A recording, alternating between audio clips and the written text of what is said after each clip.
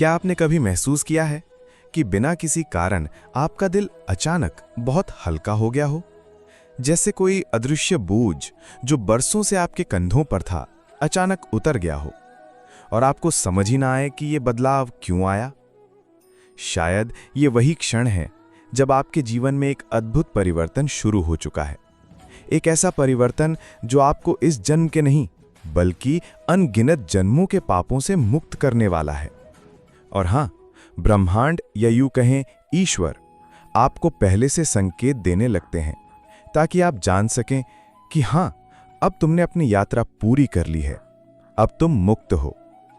पुराने शास्त्र कहते हैं कि जब पाप नष्ट होने लगते हैं तो आत्मा एक नई ऊर्जा में प्रवेश करती है। ये ऊर्जा आपकी सोच बदल देती है, आपकी दृष्टि बदल देती है और आपके आसपास की दुनिया तक को बदल देती है। लेकिन इसे पहचानना आसान नहीं है, क्योंकि ये संकेत साधारण नहीं होते। ये संकेत आध्यात्मिक होते हैं, गहरे, अदृश्य और कई बार इतने सूक्ष्म कि केवल जागरूक व्यक्ति ही उन्हें समझ पाता है। पहला संकेत जो अक्सर मिलता है वो है अचानक से अनावश्यक रिश्तों का टूटना। लोग जो बरसों से आपके जीवन में थे, अचानक दूर हो जाते हैं। पहले आपको लगता है कि ये मेरे साथ क्यों हो रहा है, लेकिन सच्चाई ये है कि ब्रह्मांड आपके चारों ओर की नकारात्मक ऊर्जा को हटाने में लगा है। वो लोग, वो रिश्ते, वो हालात जो आपकी आत्मा के विकास में रुकावट थे, अब आपके जीवन से कट रहे हैं। ये दर्दनाक लग सकता है, लेकिन ये एक दिव्य प्रक्रिया है। दूसरा संकेत है मन की अद्भुत शांति। आप पहले जितनी भी गलतियां या पाप कर चुके हों, अचानक आपको महसूस होगा जैसे भीतर से कोई आपको माफ कर चुका है। ये माफी ईश्वर की होती है और इसका अनुभव शब्दों में नहीं किया जा सकता। आप सोते समय भी शांति महसूस करेंगे और सुबह उठेंगे तो ऐसा लगेगा जैसे किसी ने आपके भीतर का अंधेरा धोकर निकाल दिया हो। तीसरा संकेत है पुरानी गलतियों के लिए कृतज्ञता का भाव। हाँ, आपने सही सुना, कृतज्ञता। क्योंकि जब आत्मा पाप मुक्त होने के करीब होती है, तब वो समझने लगती है कि हर गलती एक सबक थी, हर पीड़ा एक गुरु थी। अब आप खुद को कोसना बंद कर देते हैं और अपने अतीत को गले लगा लेते हैं। यही वो अवस्था है जब कर्म का बोझ हल्का होने लगता है। चौथा संकेत है अचानक से आंसू आ जाना बिना किसी कारण के। ये आंसू दुख के नहीं होते, बल्कि आत्मा के हल्के होने के होते हैं। जैसे कोई पुराना बंधन टूटा हो, कोई अदृश्य जंजीर खुल गई हो। इन आंसुओं में मुक्ति का स्वाद होता है। कई बार आपको यह अनुभव ध्यान में होता है, कई बार किसी भजन या मंत्र सुनते समय, और कई बार बस यूं ही खामोशी में। दोस्तों, ये यात्रा सिर्फ एक आध्यात्मिक सफर नहीं है, ये आपकी आत्मा की मुक्ति की कहानी है। और अगर आप इन संकेतों को समझ पाते हैं तो आप जान पाएंगे कि आपका जीवन अब एक नई दिशा में जा रहा है। ये ज्ञान, ये अनुभव और ये सच्चाई, यही है ज्ञान यात्रा का उद्देश्य, आपको आपके वास्तविक स्वरूप से मिलाना। क्योंकि जब सारे पाप खत्म होने वाले होते हैं तो ब्रह्मांड आपको अनदेखे तरीकों से गले लगाता है, और यही गले लगाना असली मोक्ष का पहला कदम होता है। पांचवा संकेत, अचानक से पुरानी इच्छाओं का खत्म हो जाना। वो इच्छाएं जो आपको बरसों से खींच रही थीं, पैसा, शोहरत, किसी को हर हाल में पाना या किसी से बदला लेना, अचानक आपको महसूस होगा कि अब उनमें कोई आकर्षण नहीं बचा। पहले जो चीजें आपके लिए सब कुछ थीं, अब वे बस साधारण लगती हैं। ये संकेत है कि आपकी आत्मा अब भौतिकता की कैद से बाहर निकल रही है, वो मुक्त हो रही है, और मुक्त आत्मा को सिर्फ एक चीज चाहिए होती है, ईश्वर का प्रेम। छठा संकेत, गहरी और अदृश्य मदद का अनुभव। आप देखेंगे कुछ परिस्थितियों में जहां आपको अकेले संघर्ष करना चाहिए था, वहां कोई अदृश्य हाथ आपकी मदद कर रहा है। कोई सही व्यक्ति सही समय पर आपकी जिंदगी में आता है, कोई ऐसा रास्ता खुलता है जिसकी आपने कल्पना भी नहीं की थी। ये ईश्वर के संकेत होते हैं जो आपको बताते हैं कि तुम अब सुरक्षित हो, क्योंकि तुम्हारे पुराने पाप अब तुम्हें रोक नहीं सकते। सातवां संकेत, स्वयं के प्रति करुणा। हाँ, ये सुनने में अजीब लगेगा, लेकिन जब पाप खत्म होने वाले होते हैं तब आत्मा खुद को सबसे पहले माफ करती है। आप खुद को दोष देना बंद कर देते हैं, खुद को नीचा दिखाना बंद कर देते हैं और खुद से वैसे ही पेश आते हैं जैसे एक माँ अपने बच्चे से पेश आती है। ये करुणा आपके भीतर प्रेम का महासागर खोल देती है। अब जरा सोचिए, इन 7 संकेतों में से आपने कितने अनुभव किए हैं?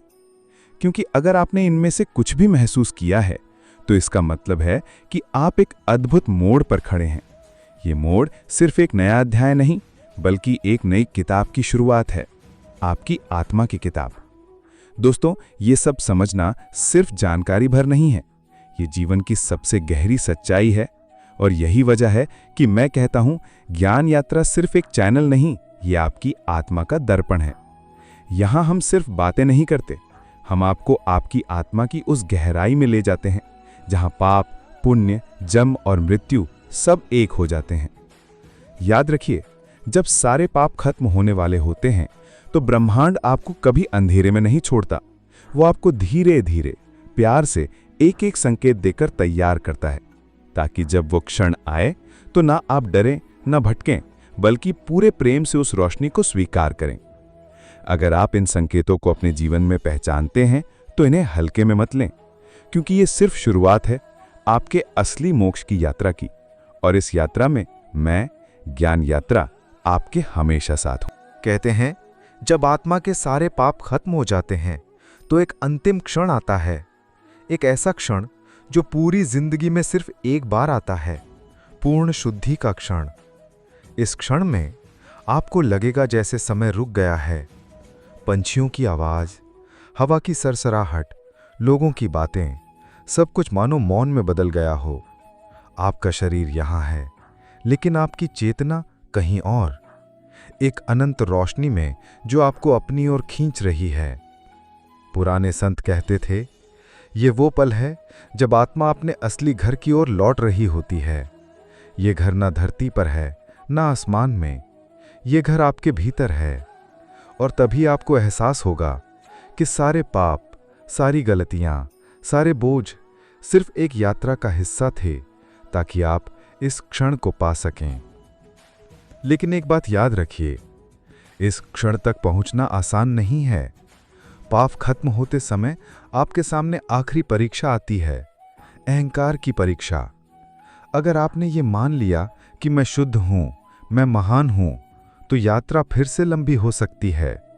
लेकिन अगर आपने विनम्रता से कहा, हे प्रभु, मैं कुछ भी नहीं, सब आप ही हैं, तो समझ लीजिए दरवाजा खुल चुका है। और फिर एक ऐसी शांति उतरती है जो शब्दों से परे है। कोई डर नहीं, कोई पछतावा नहीं, सिर्फ प्रेम। वो प्रेम जो आपको हर जीव, हर पौधे, हर हवा के झोंके में दिखाई देगा।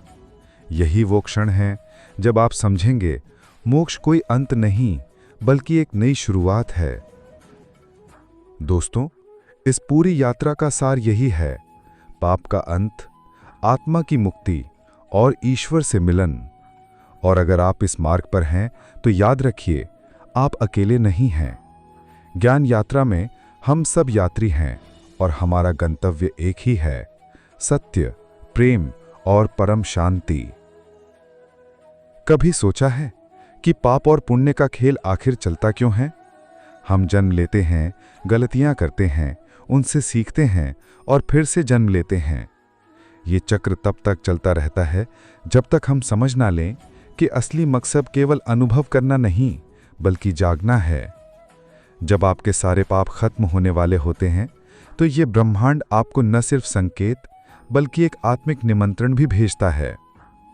जैसे कोई कह रहा हो कि अब तुम्हें अपनी पुरानी पहचान छोड़ देनी चाहिए, अब तुम वही नहीं रहे जो कल थे। और यहीं से शुरू होती है नई यात्रा, एक ऐसी यात्रा जिसमें अब डर नहीं, बल्कि विश्वास है। अब आपकी प्रार्थना में याचना नहीं, बल्कि कृतज्ञता है। अब आप मदद मांगने के बजाय मदद देने लगते हैं, क्योंकि जब आत्मा मुक्त होती है तो उसका सबसे बड़ा आनंद होता है दूसरों को भी मुक्त करना। दोस्तों, पाप का अंत कोई धार्मिक या बाहरी प्रक्रिया नहीं है, यह आपके दिल में होता है। जब आप भीतर से तय कर लेते हैं कि अब आप किसी को चोट नहीं पहुंचाएंगे, अब आप प्रेम के अलावा कुछ नहीं देंगे, तो समझ लीजिए आपकी आत्मा ने अपना हिसाब साफ कर दिया है। और सबसे बुरी बात, जब ये मुक्ति आती है तो आपके चेहरे पर एक अनजानी मुस्कान आ जाती है। ऐसी मुस्कान जिसे देखकर लोग पूछते हैं, तुम्हें क्या मिल गया? और आप बस मुस्कुराकर कहेंगे, मैंने खुद को पा लिया। आखिरी ध्यान अनुभव। आराम से बैठें, आंखें बंद करें। अपने हृदय के बीच एक छोटी सी रोशनी देखें। महसूस करें कि ये रोशनी धीरे धीरे फैल रही है और पूरे शरीर को भर रही है। ये रोशनी सिर्फ आपके पाप नहीं धो रही, यह आपको नया जन्म दे रही है। मन ही मन कहें, हे प्रभु, मुझे आपके प्रेम के अलावा कुछ नहीं चाहिए। इस भावना में डूब जाएं और महसूस करें आप मुक्त हैं। याद रखिए, ज्ञान यात्रा में हम सिर्फ बातें नहीं करते, हम आपको आपकी आत्मा की यात्रा पर ले जाते हैं। और अगर आज इन शब्दों ने आपके दिल में हलचल पैदा की है, तो ये भी एक संकेत है कि आपके जीवन में बदलाव का समय आ चुका है। बहुत समय पहले हिमालय की गहराइयों में एक वृद्ध सन्यासी रहते थे।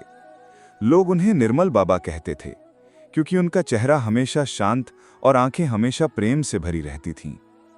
एक दिन एक युवा साधक उनके पास आया और बोला, बाबा, मैं बहुत पापी हूं। मैंने ऐसे कर्म किए हैं कि भगवान भी मुझे माफ नहीं करेंगे। बाबा ने बस मुस्कुराकर कहा, कल सुबह सूर्योदय से पहले नदी किनारे आ जाना। अगली सुबह साधक वहां पहुंचा। बाबा पहले से इंतजार कर रहे थे। उन्होंने साधक को एक खाली घड़ा दिया और कहा, इस घड़े में नदी का पानी भरो और वापस आओ। साधक ने पानी भरा, लेकिन घड़ा लीक कर रहा था। पानी गिरता जा रहा था। वो बार बार भरता और पानी फिर गिर जाता। थककर उसने कहा, बाबा, ये घड़ा कभी भर ही नहीं सकता। बाबा ने उसकी आंखों में देखते हुए कहा, तुम्हारा मन भी ऐसा ही है, पापों से भरा, लेकिन भीतर से छिद्रयुक्त। जब तुम प्रेम, करुणा और सत्य से इसे भरते जाओगे तो धीरे धीरे पाप बह जाएंगे। तुम्हें घड़ा भरने की नहीं, उसे बहाने की चिंता करनी चाहिए। उस साधक ने उसी दिन संकल्प लिया, अब वो अपने जीवन को प्रेम से भर देगा। वर्षों बाद वही साधक एक महागुरु बना और उसकी आंखों में वही शांति थी जो निर्मल बाबा की थी।